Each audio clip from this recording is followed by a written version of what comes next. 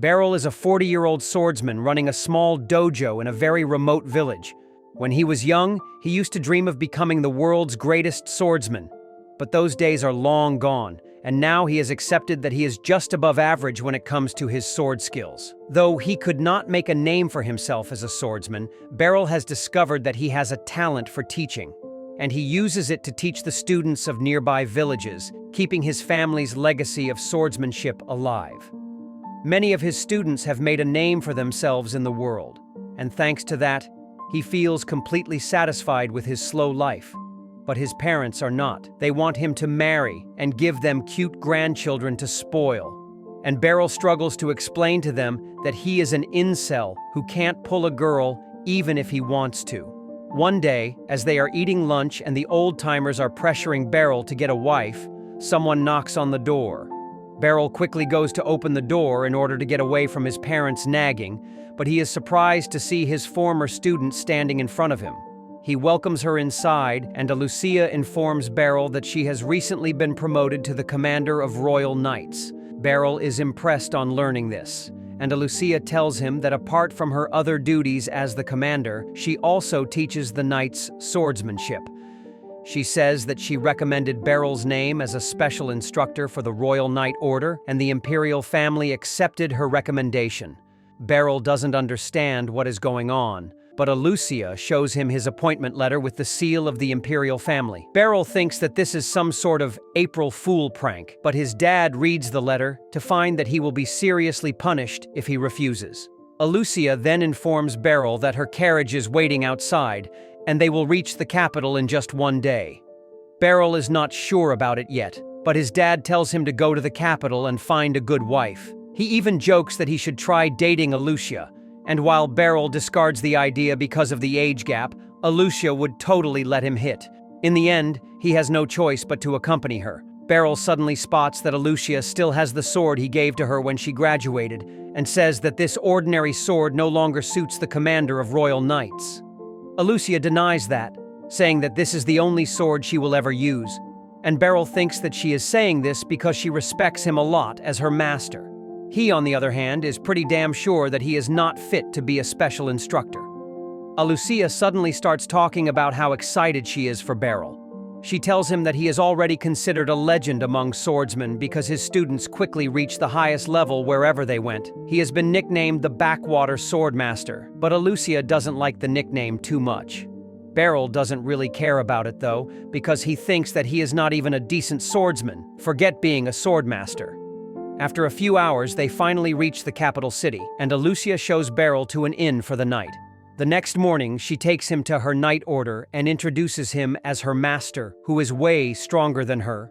Beryl panics after this hype-building introduction, but he keeps his speech a short and humble one. After the speech, Lucia tells Beryl that he has to instruct the knights every Sunday, which is his day off in the village dojo, so it will not be too difficult for him.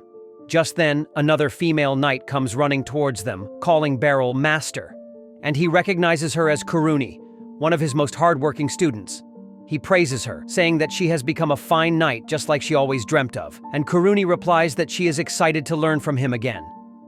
以上の経緯から、なおガーデナント氏は、では先生、一言お願いします。に預かりました。ベリル・ガーデナントです。色と荷が重すぎる。来ますので、どうぞよろしくお願いします。大丈夫ですかね。お渡しした書類にありますように、先生、素晴らしい挨拶でした。先生、お久しぶりっす。に走ってはいけません。おいっす。自分なんてまだまだっす。夢が叶って何よりだ。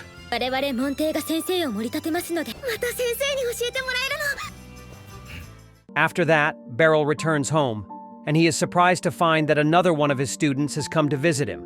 The guy, named Randrid, gets up to greet his master. And then Beryl notices that he has brought his wife and baby with him too. Beryl's father suddenly tells him that he is no longer needed in this village and asks him to settle in the capital to do his job full-time and, more importantly, to find a wife. Beryl is utterly dumbfounded by this, but Randrid soon explains the situation to him. After having a baby, he and his wife decided to move to a peaceful village, and he also quit his job as an adventurer, even though he was at the highest rank. Beryl's father adds that this works in their favor as well, because Randrid knows their teaching style very well, and while Beryl works in the capital, he can handle the dojo here. Beryl realizes that he is no match for his father's cunning wit, and he accepts to let Randrid teach at the dojo while he stays at the capital. The next day, he returns to the capital and tells the entire story to Alucia while searching for a house. Alucia suggests that he stay with her, but Beryl quickly shoots down the idea and her hopes of jumping him. To change the topic, Alucia suggests they have lunch first, and Beryl agrees. But just then, someone calls Alucia's name, insulting her for being with a man when she should be doing her duty as the Knight Commander. Beryl feels bad that Alucia is being taunted because of him, and he hides his face, but she tells him that the girl who insulted her is stupid, so they shouldn't take her words seriously. She walks away from the redhead who keeps following her angrily, and even pulls down Beryl's map to see his face. While Beryl's eyes go to her black adventure plate first, the redhead falls completely silent on seeing him. She starts calling him Master as well, but Beryl has no idea who she is. The woman tells him that it has been 20 years since they last met, and even if he doesn't remember her face, he should remember the orphan named Sherna that he took in and trained in swordsmanship. Beryl suddenly remembers about her and realizes that she has changed a lot. Sherna apologizes for not reaching to him earlier to tell him about her success, but Beryl understands that people get busy when they grow up. Sherna then asks, "What is he doing with someone like Alucia?" Alucia gets offended by this question and explains that Beryl is the special instructor of her Knight Order and she is helping him find a house. Sherna claims that she can help him more with that because she works as a broker part-time, and Beryl suddenly feels that he should not step in between the two of them. Anyway, Sherna helps him find a good place to rent, and Beryl asks her and Alucia to be on better terms with each other. The next day, Alucia leads him to the Knight Order's training ground so that he can start his duty. She tells everyone to get in line, but then her Vice Commander Henblitz steps forward and challenges Beryl to a duel so that he can see if he is strong enough to teach the Royal Knights. Alucia accepts the challenge without even consulting Beryl, and he can't go back on her word now. As he gets ready to face Henblitz, the knights start gossiping about him, saying that he doesn't look strong or skilled enough to teach them. Beryl completely agrees with them, and then Henblitz also tells him that he thinks Alucia is making a mistake because she respects her master too much, but he will correct that mistake. With that, Alucia gives the signal to start the duel, and Beryl decides to at least look cool while he gets beaten to save his student's reputation. Henblitz suddenly dashes towards him and begins swinging his sword furiously.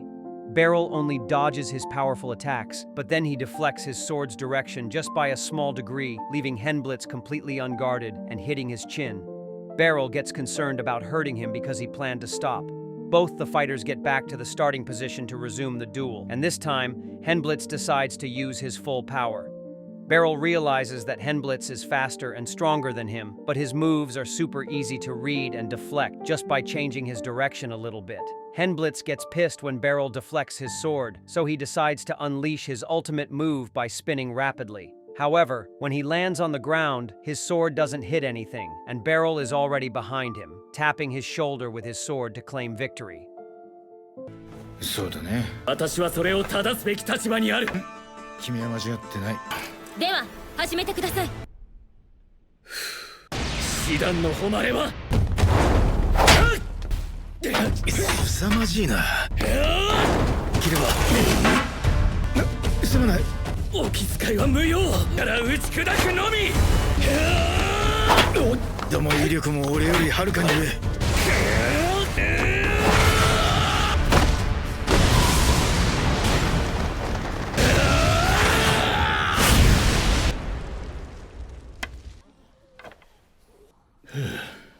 Henblitz is completely bamboozled, but he quickly admits defeat and then turns into Beryl's fan, treating him to dinner at a bar to apologize for being rude earlier.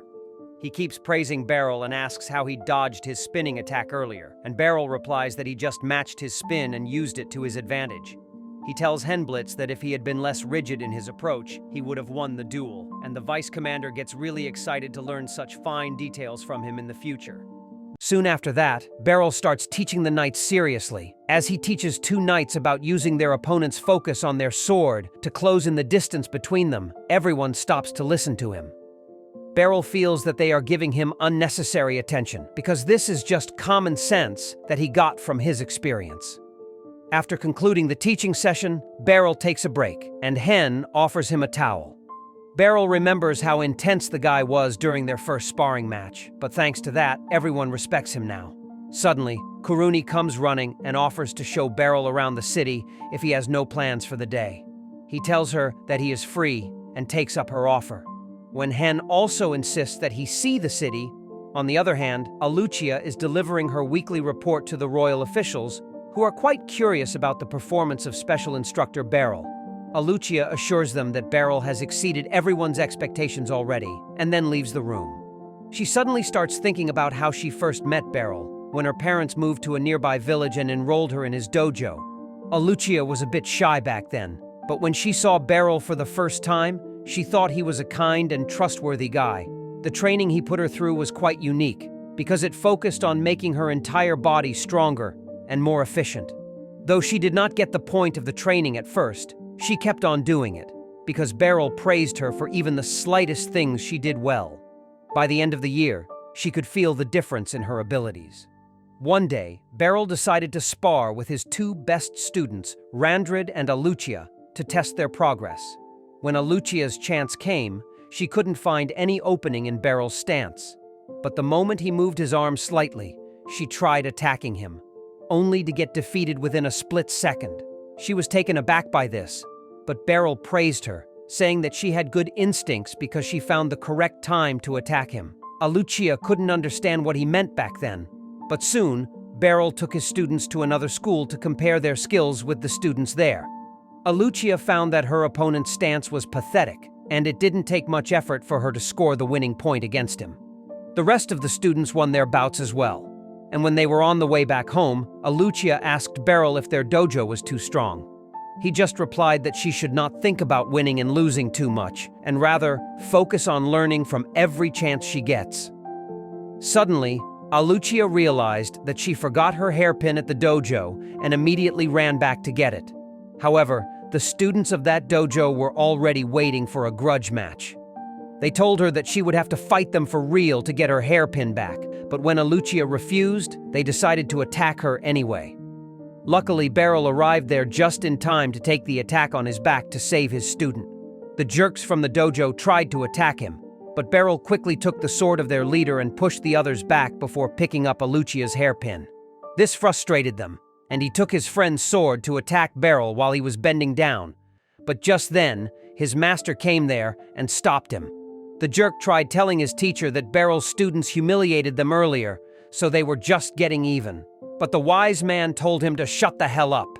He told his students that they lost because they are not skilled enough, and no matter how many of them gather, they won't be able to beat Beryl. The man then kneeled down, apologizing on behalf of his students, but Beryl told him that it was no big deal. 寸止めなんかで勝った気になってんじゃねえ。お断りします。取れ。文句はねえよな。先生。どけ。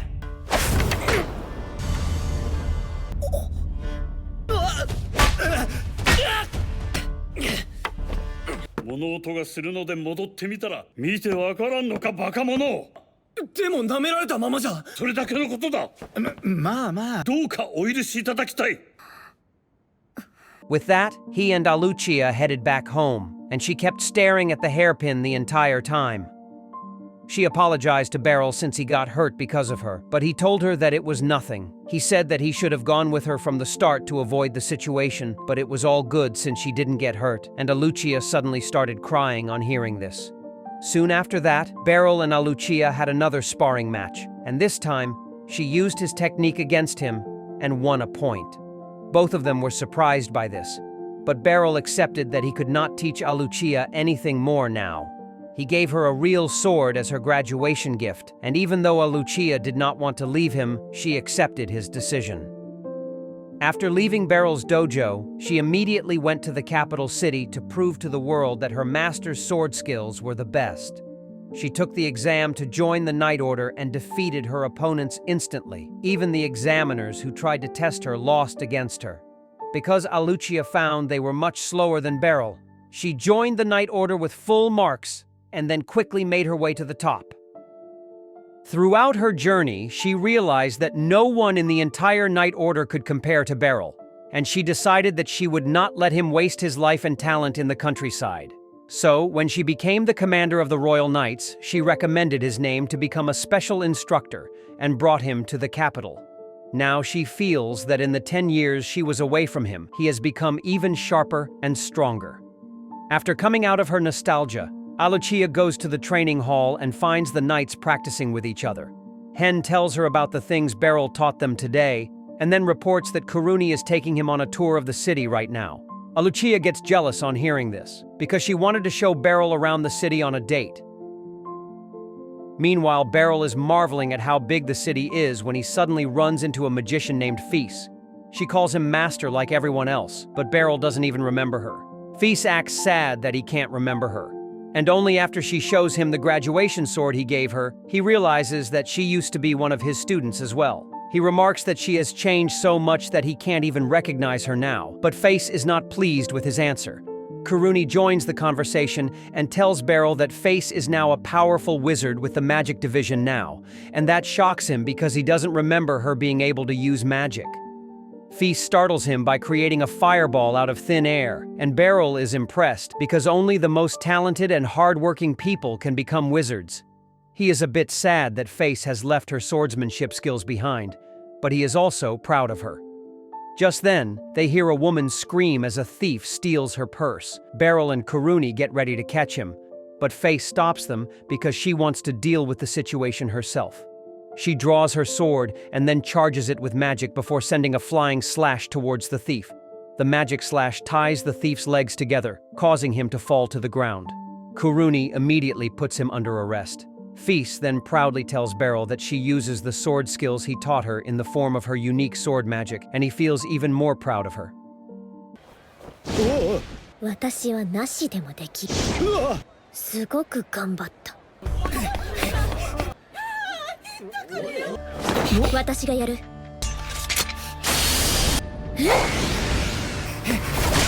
はい、おとなしくするっすよ。犯罪の取り締まりも。いい連携だ。剣術にこんな応用が。お礼を言うのは私の方。The next day, Beryl wakes up early to go on a morning walk around the city, when he suddenly hears someone calling him from behind. As he turns around, he finds a girl talking to him, and he asks her if she is lost. The loli gets offended because Beryl is treating her like a kid, and then introduces herself as Lucy, the commander of the Magic Corps where Feast works. Beryl still thinks that the loli is just a girl playing games, so she creates a huge fireball to show him that she is the real deal. He finally believes her after seeing the fireball, and Lucy invites herself over to join him on the walk. She tells Beryl that Feast told her a lot about him, and that made her realize how strong and skilled he was. Beryl acts humble and says that he is just a regular country bumpkin, but Lucy doesn't believe him. Instead, she leads him to an open area in the middle of the city and tells him that she is obsessed with magic and always tries to improve herself. Beryl replies that he gets her because he does the same with his swordsmanship, but he doesn't realize what Lucy is planning. She tells him that she wants to test her skills against a strong opponent, and then suddenly launches an attack in his direction. Beryl dodges the attack thanks to his quick reflexes, and then draws his sword because he realizes that Lucy is serious about fighting him. This is the end of From Old Country Bumpkin to Master Swordsman, Episode 2. Thank you so much for staying on this channel and watching our videos. Don't forget to like this video and subscribe to our channel so we can keep you updated with our latest content. See you in the next video.